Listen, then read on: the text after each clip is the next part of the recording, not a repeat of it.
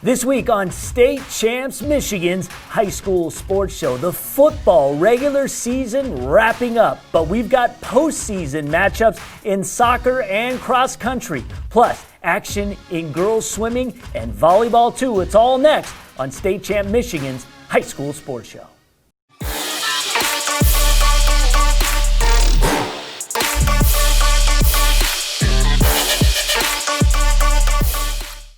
What's up, Michigan? Welcome back inside the State Champ Sports Network studios. I'm Lauren Plant. This is the program where we throw at you all the content we film in a given week inside the Wolverine State and put it up in a nice little package for you, just like we've always done here at State Champs. A lot of you miss the shows. Well, this is the show. State Champs is presented by Lawrence Technological University. There is a push right now for 200 athletes to enroll by next fall. I'm talking 2021. If you think you've got what it takes to play college sports, there are 26 offered here at the varsity level, including now women's hockey and sports like men's volleyball, track and field, and competitive cheer. So they're going to have a competitive cheer team at Lawrence Tech as well. Just go to ltuathletics.com and click on the Be Recruited tab to get more information.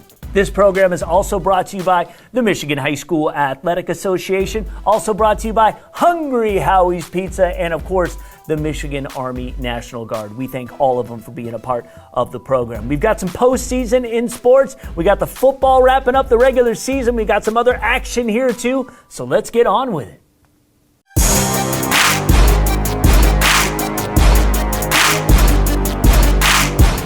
I'm Ryan Slocum. We begin with a Detroit Public School League Catholic League crossover as Cass Tech took on the Pilots from Warren de La Salle at Renaissance High School. Cass Tech, fresh off winning the city championship last week, they would get on the board first. The Penn State recruit, Kalen King, on the return. Check out the vision, knifing his way through the defenders, 50 yards to the crib. The Technicians led it 7-0 after the first quarter. More from CT in the second. Kalen's twin brother, Kobe, also committed to the Nittany Lions. He steps over the defender and says, "Kobe, 57 yards for the score." Cass Tech went into halftime leading by 14. It's the King show today. Huh? Let's make it a show, baby. And they would carry that momentum into the second half. It's the sophomore, Sean Hodges, just crossing the plane for the 6-yard touchdown. Technicians rolling up by 3 scores. De La Salle looking to get back in it, but Kalen had other ideas. King crowns the Brady Drogrosh pass and takes it back 17 yards for the touch. Touchdown, Cass Tech. Then in the final quarter, it would be Brent Parker getting in on the fun with the 2-yard score as Cass Tech shuts out Warren de La Salle 35-0 the final. The Technicians finished the regular season undefeated at 6-0.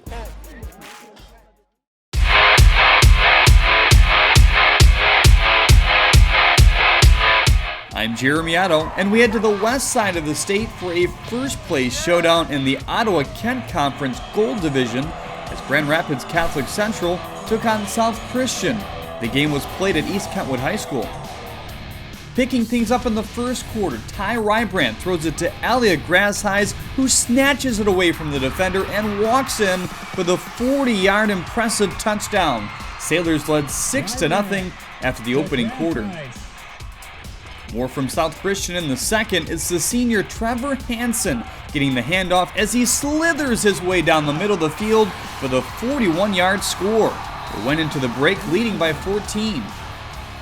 Back comes Catholic Central in the third, driving in the red zone, and it's Nick Hollern that weaves his way behind the blockers and bullies his way in for an 11-yard TD. Cougars now down by 7. Then with under 6 to go in the quarter, GRCC would strike again. The junior Joey Silveri on the QB keeper runs through a crowd, spins off a few tackles, and rumbles his way in for the 32-yard tally, knotting the game up at 14 heading into the final stanza. South Christian would respond in the fourth quarter, however. Rybrandt chucks it from the side to Jack Shore for the 6-yard connection. Sailors take the lead again, 21-14. Catholic Central would tie it up and had this game-winning field goal attempt lined up with 4 seconds left, but Jack Barlow's 42-yard attempt is wide left. We were heading into overtime. Sailors would get the ball first in the extra session. Rybran on the quick slant pass to Eli Smith for the touchdown. They went for the extra point, but the attempt is blocked. South Christian now leads 27-21. Catholic Central getting the ball next. And check out Silveri again on the keeper as he utilized a stiff arm and a long stretch to tie the game at 27. While the Cougars needing the extra point to win, and Barlow nails it as Grand Rapids Catholic Central wins a thriller 28-27 the final. They win the OK Gold Division title and finish the regular season undefeated at 6-0.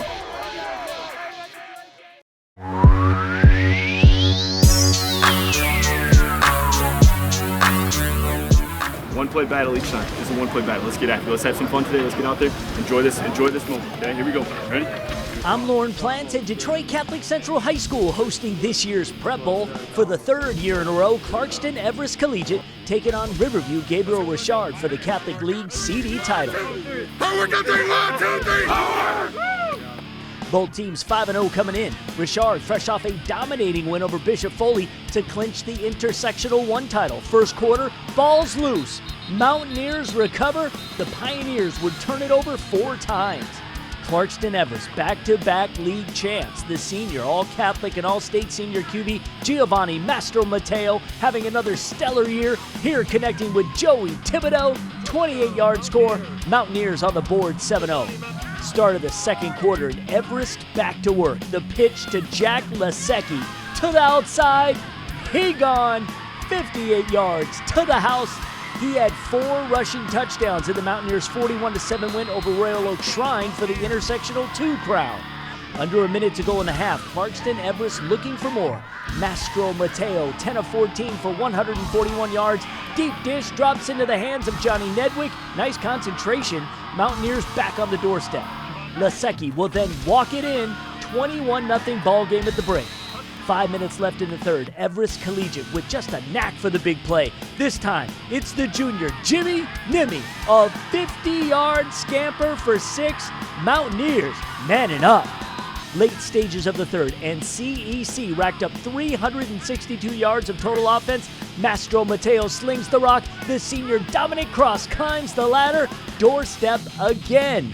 Nathan Beggs then pounds his way across the goal line, running clock the rest of the way. Just 8 years as a program, and this was the 4th in a row Clarkston Everest Collegiate competed for a CD championship. Now, the three-peat. They beat Riverview Gabriel Richard 35-0. This one, probably my favorite one. Best weather. Last year was raining. Year before it was at Fort Field. It was fun. But this one was most fun because we got a shutout. Scored right away. Big pass to Joey. So that was great. So I'll fight on forever.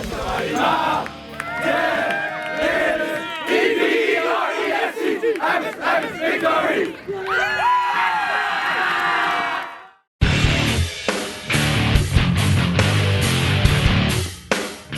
Hey guys, welcome back. It is time for another update in the State Champs Mr. Football Award presented by Hungry Howie. Sean Belesian is the spokesman, and he's got a lot to say today. We're not only going to talk about the criteria, how we select our winner. We got some candidates that are just knocking on the door to get in, so he's going to pontificate about them as well. But first, Sean, this is a competition that obviously we take very seriously, and we have a formula in how we choose who is not only in the Final Four, but our eventual champ. And we like to remind everybody about this formula. This is something we've done for years, and we can't say this enough. This formula has worked for us. So here is the criteria. 30% is placed on performance in the season. How well did you do? 20% is level of competition. 20% is also the online vote. There's a reason why we keep hitting that online vote, and there's a reason why so many communities out there really mount up and support their guy. How about big game performance? That's 15%. Big time players put up big time numbers in the big game. 10% is your team's success. So yes, that is going to be a mitigating factor. If your team is losing games, that's going to give you a push. And of course, 5%, the highly recruited athlete. Look, guys on this list, they're getting looks everywhere, Lauren. But the added bonus might be that guy that gets that high D1 Power 5 look. So these are the criteria that we use. And trust me, you'll see the videos forthcoming. At the end of the year when we get together in the room, this isn't ever an easy discussion, but it's made easier by using this predetermined criteria. Yeah, and not only that, the highly recruited athletes, a lot of those guys have more eyeballs on them. There's a little more pressure sometimes for those guys to perform because of the expectation. So that's why we put a small percentage into the factor in how we choose the Mr. Football Award. Now, choosing the Mr. Football winner is always a daunting task every single year. We have decided that we are not going to freeze our top 10 until after the district playoffs. There are 3 weeks of district playoffs this year because we're going to need this time because we didn't get a full 9-game regular season to kind of figure out who should be in our final top 10. And then, we will choose our final 4 after the state semifinals. However, we have got guys right now who literally are on the precipice of getting in. In fact, I will be so bold as to say there will be at least one shakeup in next week's list. But for now, who are the guys that are literally really playing their way in? Well, Lauren, that's the thing. I mean, this list is fluid. We see it every year, and I'm with you. You took the words right out of my mouth. I would be shocked if there wasn't movement, at least one movement going forward. Caden Woodall, we mentioned him last week. Another monster game for the do-everything Spartan last week. This guy's also playing on the defensive side of the ball. How about Ty Holtz, the junior quarterback from DeWitt? He is one of the best in the state. The Panthers are rolling. Check this out, folks. They are averaging over 49 points a game. And quite frankly, looking like they might be the team to beat in the very tough Division III ranks. Finally, Kobe King, 6'1", 230-pound running back, linebacker. Both he and his twin brother, Kalen, heading to Penn State, but Kobe King is getting it done right now on the ground. Monster hits. Technicians are rolling as well. They captured the PSL championship, and they are ready to make another long run led by Kobe King and Kalen King. Yeah, absolutely. And when you watch Kobe run the ball now, he is truly giving fits for defenses. And while he may not be scoring all of the touchdowns, he is doing all the dirty work to get them in position to score. And of course, their quarterback, we can't talk about Lyshawn Mumfield enough. He has been playing phenomenal as well. 15 years old, that kid, and doing a phenomenal job leading the technicians. So those are the guys right now. There could be more that pop up after this weekend. So what you need to do is go and vote at statechampsnetwork.com. Again, Andrew Anthony, he won the online vote last year, doing it again this year. He's in the competition no matter what, so he's not going anywhere. You can have your say, Lauren. That's exactly it. We say it time and time again. You can mount up, get your guy in that same position. StateChampsNetwork.com is the place to go. We'll see you next week.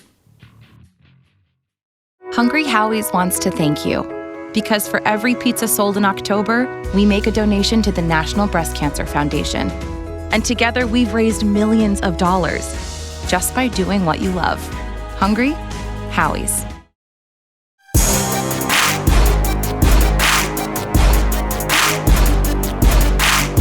I'm Kevin Trzynski, and we've got a top volleyball matchup in the SEC Red as Saline hosted Ann Arbor Skyline.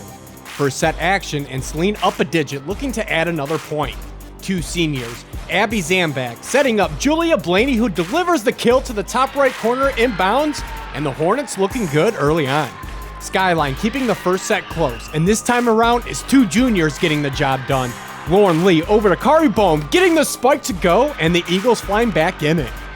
and the Eagles would fly ahead in the opening stanza. Lee bumps it to sophomore Harper Murray, who gets to kill the go and the first set win, 25-21. To the second set, and check out this huge hit in front by Eagle senior Sasha Okuzu. Outmuscles the Blanc in front, giving Skyline the edge early in the second. While this set was closer than the first, Skyline carried the momentum throughout. Lauren Lee was setting up everyone on this night, this one back over to the sophomore Murray, but the Hornets' return is denied by junior-sophomore Sophie Schrag, and Skyline takes the second set 25-23. Hornets senior Josie Burrow off to serve here, and she gets the ace, grabbing the momentum away from the Eagles, and Saline looks great early in the third set. The Hornets were swarming deep into the set, and they have the advantage, taking the set away at any moment. A great long volley here by both teams, until senior Hannah Blaney sets up fellow senior Abby Zambak. The soft touch there gives Saline the third set dub, 26-24. The Eagles and Hornets once again keeping the match very close. Sophomore Lainey Burns over to senior Emma Rigg, who gets the top corner kill for Saline. But this night belonged to the Eagles of Ann Arbor Skyline. Lauren Lee setting up Harper Murray. Game, set, and match. Skyline defeats Saline in 4 sets. Your 4-set score, 25-23.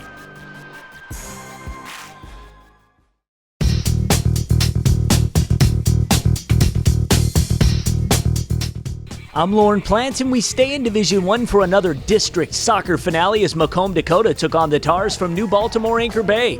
This game played at Chippewa Valley High School. Anchor Bay, the Macomb Area Conference Red Division champ, came into the district undefeated. First half action, Tars get a lucky break here. Tanner Hodgins' shot rings off the post, then deflects off a Dakota player into the back of the net. 1-0 Anchor Bay. Dakota fell to Anchor Bay earlier in the season. They would respond, though, with 9 minutes to go in the opening half. Christian Palusha gets his foot on it. Nice attempt by Evan Lindsley to save it, but the ball will find the twine. We were tied at 1 into halftime. Stayed that way as we went into overtime. No sudden death. Anchor Bay looking to get the go-ahead. Hodgson with the cross on net, but John Svetkowski there to cover it up. But with 6 minutes to go in the extra session, the Tars would come through. Jake Ursity feeds it to Tommy Middlestad. He puts it home. They're fired up. Anchor Bay hangs on to win the Division I district crown. 2-1 the final. They'll play in the regional semis on Tuesday.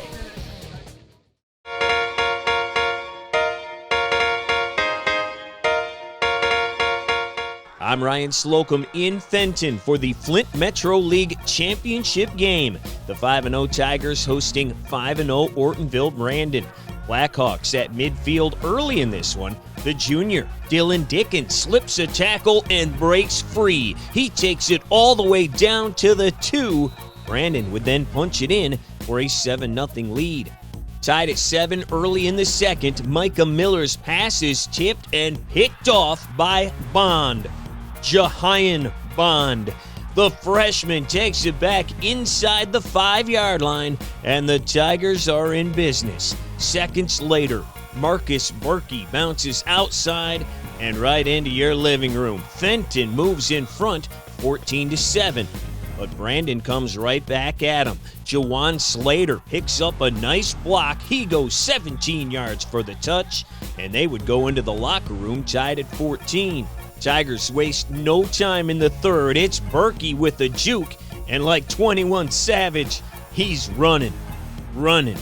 54 yards to the crib. Extra point, no good, but Fenton still goes up 20-14. Berkey had 172 yards on the ground and 2 TDs. Couple of minutes later, Tigers in striking distance again. Dylan Davidson rolls and finds Charlie Hudzinski in the back of the end zone. Fenton now up 2 scores at 27-14. Then in the fourth, Davidson rolls the other way. Same result. He finds Hudzinski right at the goal line for another score, and Fenton wins 33-21 to lock up their 9th Metro League title in the last 10 years. Second half, we came out, it was tied 14-14. We knew what we had to do. First half, they had lots of great hits on our quarterbacks and myself. They were pretty physical, but we out-physicaled them in the end. It feels phenomenal, and it just shows that, Fenton's dominant, and we were able to stay dominant year in, year out. And, I think it's great getting momentum going into the playoffs, being able to earn 4 home games, I believe, going into the playoffs. So, having this home field advantage, it's great.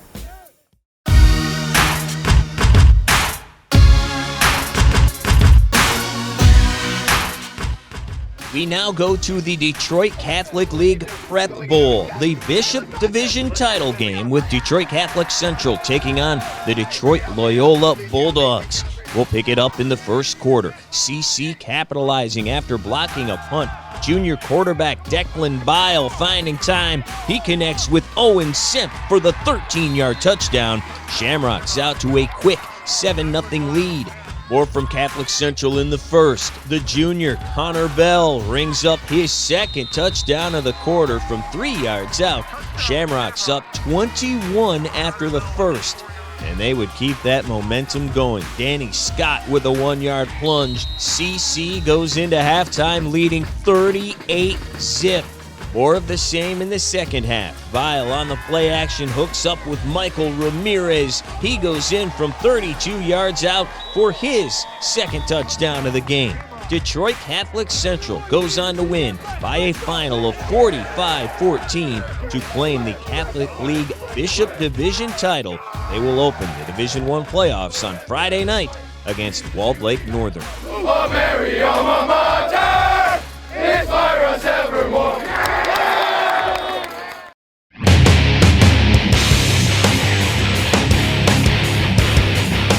I'm Kevin Trzynski, and we go to this Lakes Valley Conference matchup as the Cougars of South Lyon East host the crosstown rivals, the South Lyon Lions. The Cougars, hot as of late, winning 3 straight, and the Lions look to get back on track after dropping 2 in the past 3. The Lions owning the Cougars number, winning 11 of the last 12 matchups. Jumping ahead to the second quarter, and the game still scoreless with East knocking on the door. Senior Aiden Oliver takes it up the gut and into the end zone on the short score. South Lyon East would head into the locker room up 7-zip. Things started to pick up in the fourth. South Lyon going for it on 4th and short. Junior quarterback Dawson Skupin on the play action, throwing a nice lob to fellow junior Nathan Gruters, who is wide open, and the Lions get up on the board on the 7-yard score, but they miss the conversion and are down a penny, 7-6. With just over 2 minutes left in the game, South Lyon looks to take control. Skupin with the quick release, and senior Quinn Fracassi catches it in stride in the end zone for the score. The Lions come out on top over the Cougars, 14-7, your final score, and city champs.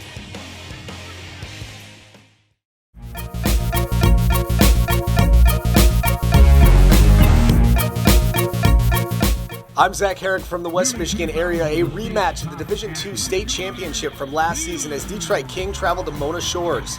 Mona would get off to a hot start just 2 minutes in. The handoff goes to Elijah Johnson. He gets in from 8 yards out. It'd be 6-0 Sailors. Just a few minutes later, Shores back on offense, and Brady Rose goes up top for Dimitri Roberson, who makes a great grab for 31 yards of the score. That would make it 14-0 Mona. And we'd still be in the first quarter. Mona Shores back in the attack. It's Brady Rose on 3rd and 7. Check out the physicality. They list him at 5'7", 172 pounds. But he lowers the shoulder and gets into the end zone. 21-0 Sailors after a quarter. We fast forward to the first play of the fourth quarter. 4th and goal for Rose and the Sailors. No problem. He finds Gary Humphrey for the score to make it a running clock. 35-0. Detroit King would find the end zone, though, 3 times late in the game. Here it's Jalen Reed taking the handoff. He scores from 16 yards out. The final would be 35-21. The score makes it seem like it was a game, but Mona Shores dominates from start to finish. The Sailors finish the regular season at 6-0.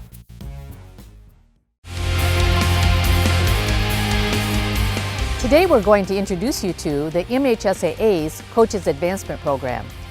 30 years ago, the MHSAA began its first coaches education program to address the large influx of non-faculty coaches directing educational athletic teams. Today, the Coaches Advancement Program, or CAP, has grown into one of the nation's top and first face-to-face educational program geared to assist coaches in their growth and development. CAP gives coaches everything except the X's and O's of their sport, dealing with the practical and philosophical issues of coaching high school sports. Over 3,000 individuals annually attend CAP training sessions, most receiving beginning and intermediate certifications studying numerous topics. But a growing number stay in the program to earn advanced certification and study not just the basics, but current issues affecting educational athletics. If you want to learn more about the Coaches Advancement Program, visit the MHSAA website.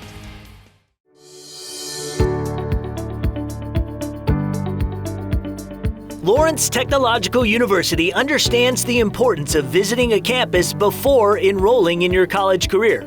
Here in 2020, LTU is offering the next best thing. 2 virtual open houses with tons of ways for you to investigate everything this nationally recognized university has to offer. Simply known as Blue Devil Days, you can explore their renowned academic programs in architecture, design, engineering, technology, science, and business. There's also an opportunity to hear about the admissions process and an overview of financial aid. You'll end the day with a student panel able to speak to current LTU students specifically about their college experience. The virtual Blue Devil Days are Saturday, November 14th and Saturday, December 12th, so be sure to RSVP today before space runs out. Just head over to upcoming.ltu.edu, click on Events and Tours, and then click on Virtual Events. The next 4 years are going to be the most important of your life. Do yourself a service and check out Lawrence Technological University.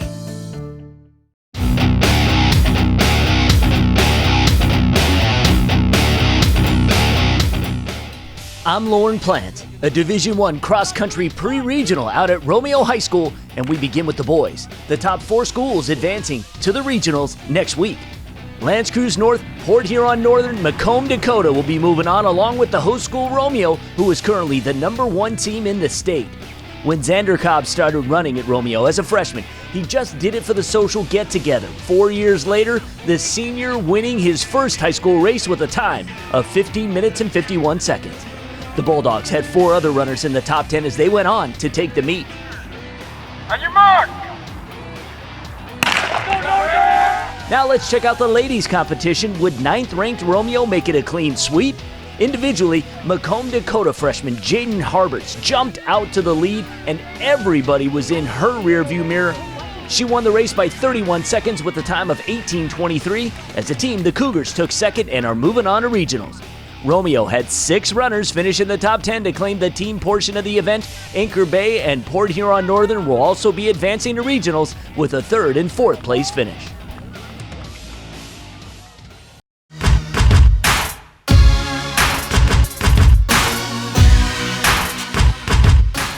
I'm Greg Molson in Fenton for a Division I district final. Bobcats! The Grand Blanc Bobcats looking to continue their unbeaten season, taking on the Chiefs of Okemos, who came in at 5-2-4. A.J. Maxwell with an early chance for GB, streaking down the field. He lets it fly, and it is just wide of the net. A few minutes later, it's Aiden Antcliffe with the free kick for Okemos, puts it in the box. The Chiefs keep shooting away, and on the 3rd try, Ben Hussey knocks it in, giving the Chiefs the lead. It remained a 1-goal game into the second half when the Bobcats turn up the pressure. Off the corner kick, it's headed off the crossbar before the Chiefs finally clear it out of trouble. Later, it's Maxwell with another run for the Cats. Takes the shot that is knocked away by Alex Troughton. The 6'6" Okemos keeper was the star of the game with just 10 minutes to play. It's Brendan Gervers with another chance for the Bobcats. Troughton getting more help from the crossbar and his defense as the Chiefs somehow keep the ball out of the goal, and they hold on to win it 1-0. Okemos hands Grand Blanc its first loss of the season to win its 2nd straight district title. Man, we knew coming in here that wasn't going to be an easy battle. We knew that we were underdogs the whole season. We didn't get a quick start to the season like everyone else did. We just came in here and fought, man. good win, good team win. In a game like this, when you're playing a team as great as Grand Blanc, I mean, there's a reason why they have the record that they do this year, and we knew guys were going to have to make plays, whether or not it was for us scoring a goal, but also preventing goals. And it comes down to that all the time. And obviously Alex made some great plays in really tight spots for us. And the game could have gone either way. We're fortunate to come out on top though.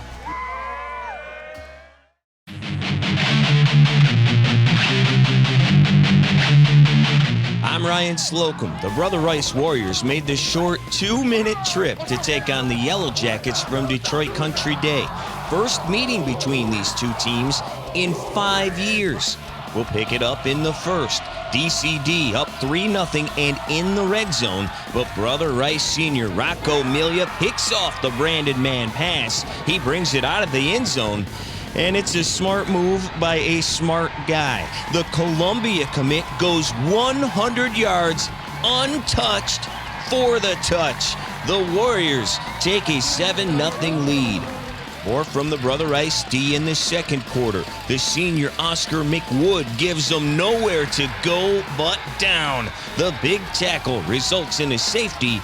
Warriors now up 9-3. Then, with under 6 minutes to play in the second, Brother Rice driving. The junior Cole Lockenaria takes the sweep and cleans up. He goes in for the 25-yard touch. The Warrior gang fired up. They're going into halftime with a 16-6 lead. Country Day is one of the top-ranked teams in D4 for a reason. Great job jumping the route.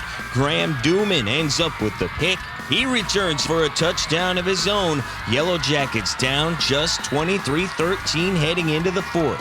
But the Brother Rice D would shut it down from there. They hang on to win. 23-13 is the final. The Warriors head into the Division III playoffs with a 5-1 record.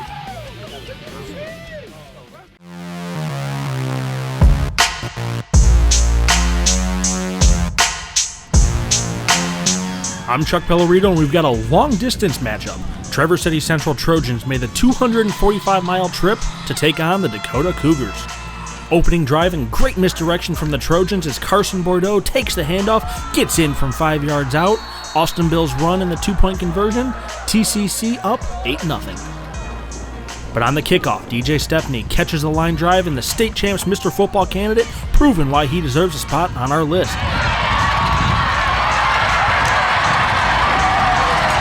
Makes a house call, 79-yard return. Cougars trailing by a point. First play from scrimmage for the Trojans. Bordeaux says, anything you can do, I can do better. 80-yard rush around the left side for the score.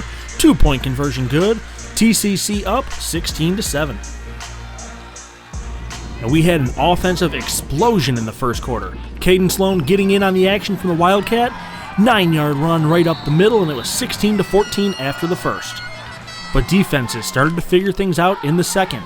Cougars would strike with 3 minutes left. Sloan using his arm this time. He finds Eric Reese, and he'll outrun the defender the rest of the way. Cougars took a 21-16 lead into the half. Stepney held only 8 rushing yards in the first half, and he'll change that. Gets the direct snap, follows a wall of Cougars through the hole on his way to an 18-yard score. Dakota increases the lead, 28-16. Fullback Uko Amano would score in the final minutes of the third. Stepney would add his third touchdown of the night, this one from 9 yards out. And Dakota goes on to win this one over Traverse City Central, 42-16 the final. Cougars going to the playoffs, riding a 4-game win streak.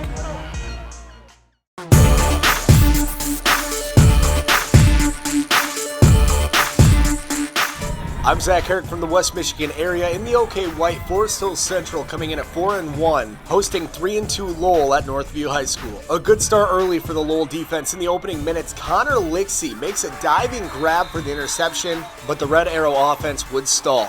And FHC would get it rolling on their next drive. Junior quarterback Hunter Robinson had himself a big game. He goes 23 yards untouched to the end zone here. It'd be 7-0 Rangers.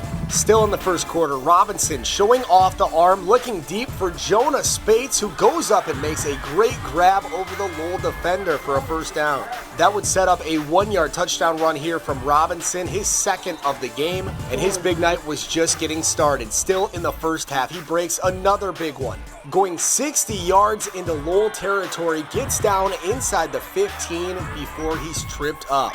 And in the third, FHC continues the route. Robinson going to score from 13 yards out. He finishes the game with 204 yards rushing to go along with 4 touchdowns. Lowell would add 2 scores late, but Forest Hills Central wins at 34-14. They also get a share of the OK White title after Byron Center falls to East Grand Rapids. Did you record an unbelievable touchdown, a game-winning goal, or just a proud parent moment? Then we want your clip. Upload your video to the brand new State Champs Network app so we can feature it on one of our shows and give your player, team, and school the recognition they deserve. All it takes is just a few easy clicks, and every clip that is submitted will automatically be eligible for prizes. Download the State Champs Network app today for iPhone and Android devices.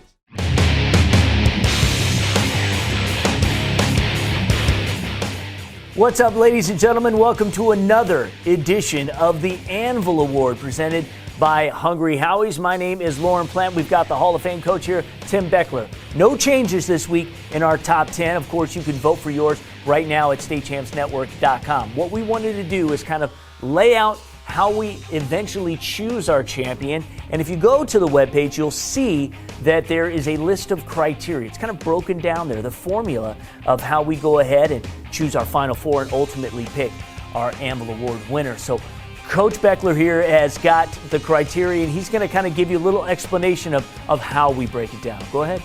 All right, well, the first category is based on player performance throughout the season, and we weigh that very heavily. 30% of our grade is on player performance. We base this as our largest percentage because, let's face it, great players should play great all the time, and this is what we want our guy to be. Stats are somewhat gray for linemen, so we do rely on a lot of film study.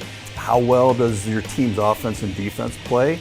Because certainly we think a great player can really set the tone and help his team play better on both sides of the ball if he's that great of a player. And most of our guys do play on both sides of the ball, so we can evaluate them both offensively and defensively. No question.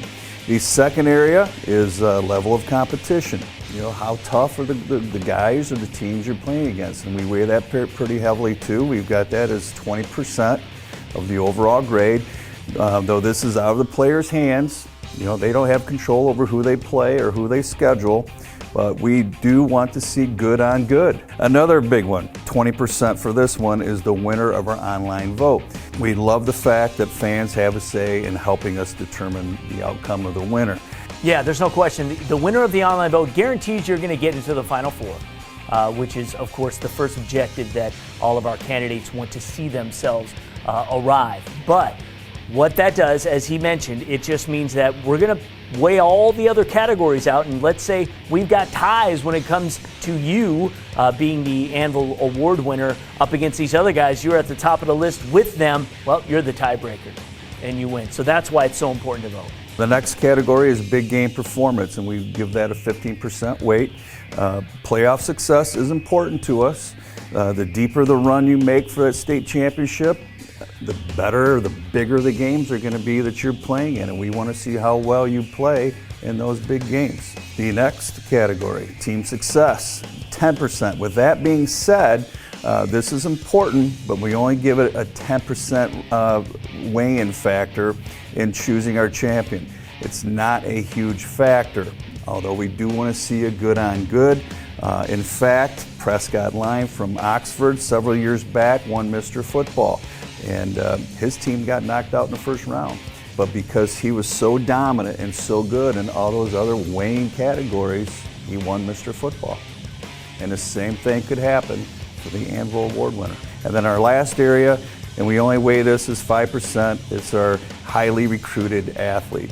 Well, all the guys we've talked about are highly recruited athletes. Some are a little bit more, but they're all getting recruited big time. Most of our guys have already been highly recruited.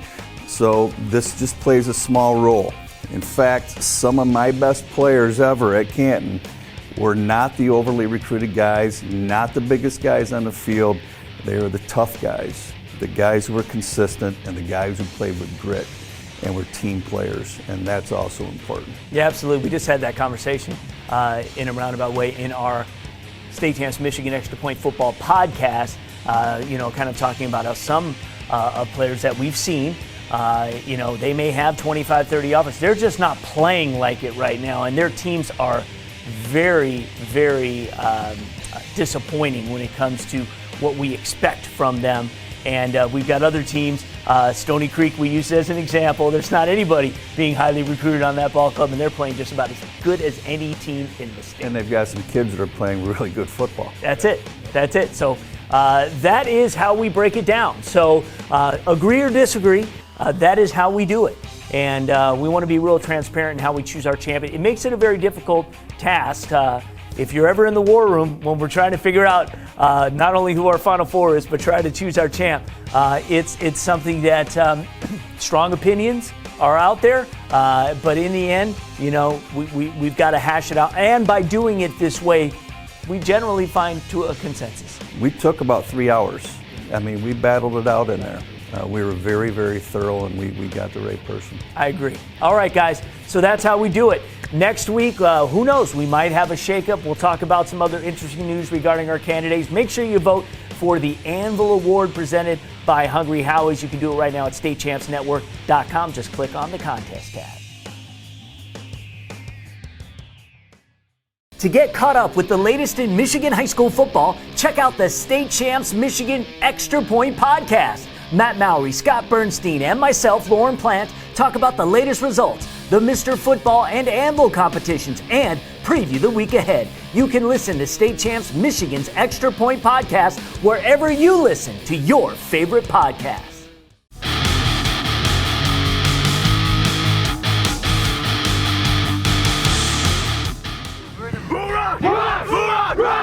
I'm Lauren Plant with a boys soccer Division I district semifinal from District 4. The Salem Rocks, who shut out Plymouth in the playoff opener, taking on Livonia Churchill, fresh off knocking off Westland John Glenn. This game hosted by Livonia Franklin High School. First game between these two in at least 3 years.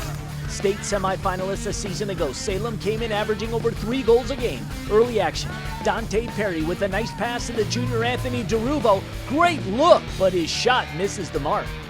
The Chargers riding a 9-game win streak. They too had a great opportunity midway through the first half. The senior Ryan Richards in the clear, but Rocks netminder Will Price with the denial. Minutes later, it was the Chappitt duo who would hit pay dirt. The sophomore defenseman Vincent Chappitt with the long ball corralled by the senior Nolan Chappitt. Solid work here. The control, move, boom. Back in the net. Rocks on the board. Churchill now looking for the equalizer. Kip Dobar gathers it in, chips it free. Thomas Peralta on his horse, but there's Price again, gathering it in. Under 10 minutes to go in the first half, and Salem swarming again. The senior Perry with a great shot that caroms off the crossbar. So close. But in the final minute of the first half, Perry will make amends by delivering a nice pass to the foot of the sophomore Griffin Ellis, who delivers the damage. 2-0 Rocks at the break. And go finish, right? We gotta go finish the next 40 minutes. We've said from the beginning, next goal. We gotta go get the next one now. Okay, let's go. They would get the next goal. Beautiful ball by the senior Andrew Schwartz onto the dome of Mohamed Abdallah. That made it 3-0. Then the backbreaker. Free kick for Schwartz. This is going to carry all the way into the cage. 9th shutout on the season for the Rocks. Salem beats Livonia Churchill 4-0. They took on Canton Friday for the District 4 title. We're picking up momentum as the season goes on. We get deeper into it, which is obviously a good thing. It's not how you start, it's how you finish. So we're trying to carry the momentum into Friday against the winner of this one and keep it going.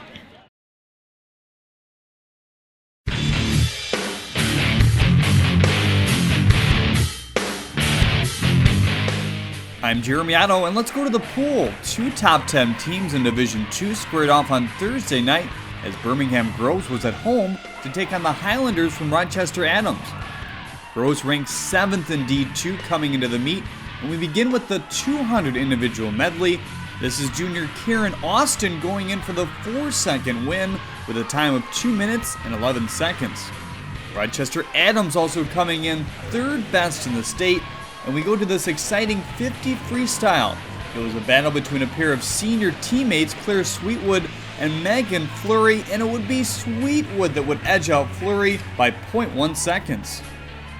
Next to the 100 free, it would be sophomore Rian Russell from Adams getting the 1.5 second win with a time of 55 seconds. Back come the Falcons though on the 500 free, and it's Austin again who dominates this race as she goes in for another 4-second victory. We had a really good finish in the 200 free relay. Russell for Adams and Austin for Groves anchoring the last leg in this one, but it's Russell who stretches to the wall with his last second push. Rochester Adams had it going on this night. The senior Fleury would capture another win here in the 100 backstroke. Final race of the meet now, the 400-yard free relay. It was neck and neck at the end between Fleury and Madison Helmick from Groves, and it's Fleury who squeaks out the win by 0.28 seconds. Rochester Adams would go on to win this top 10 showdown over Birmingham Groves.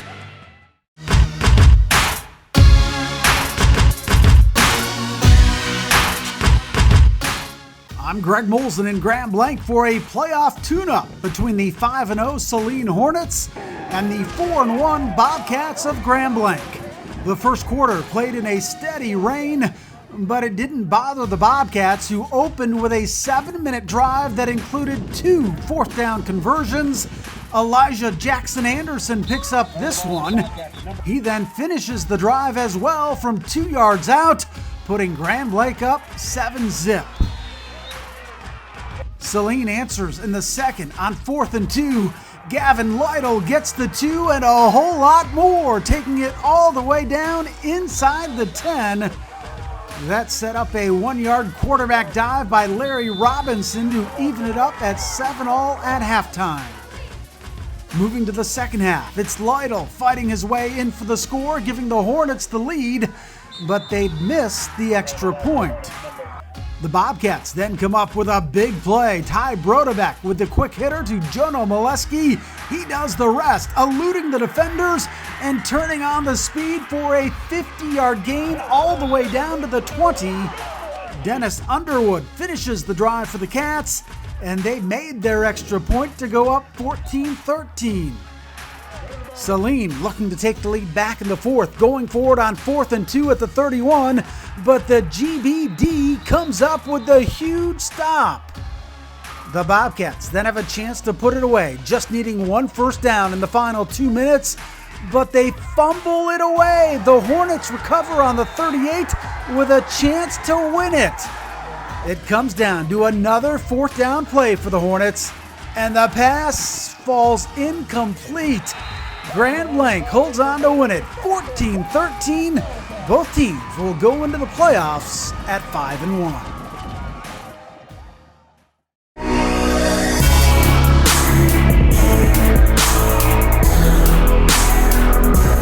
I'm Jeremy Otto, and we head to the Oakland Activities Association in this Ren Division matchup as West Bloomfield was at home to take on the Lake Orion Dragons.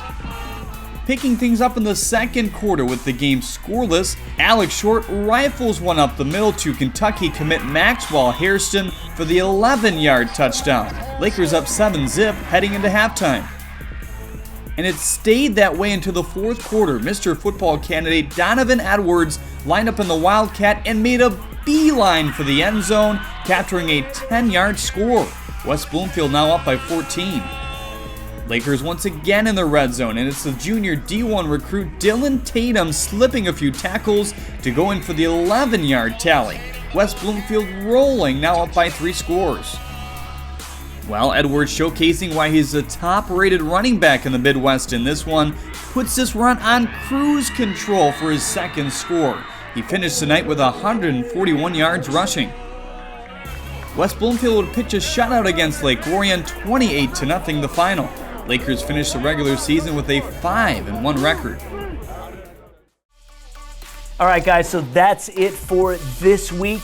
Thank you so much for watching. Make sure you follow, like, subscribe, all of our State Champs Michigan content. Please subscribe to all of it. We would really appreciate that. It helps us grow our business, and it makes us want to continue to bring this great content to you.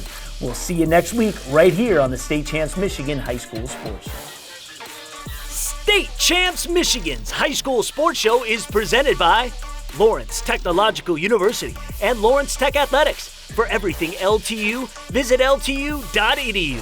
You can recruit yourself to any of Lawrence Tech's 27 collegiate athletic teams by visiting ltuathletics.com.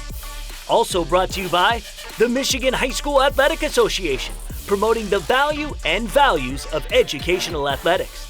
The Michigan Army National Guard, a proud partner of the MHSAA.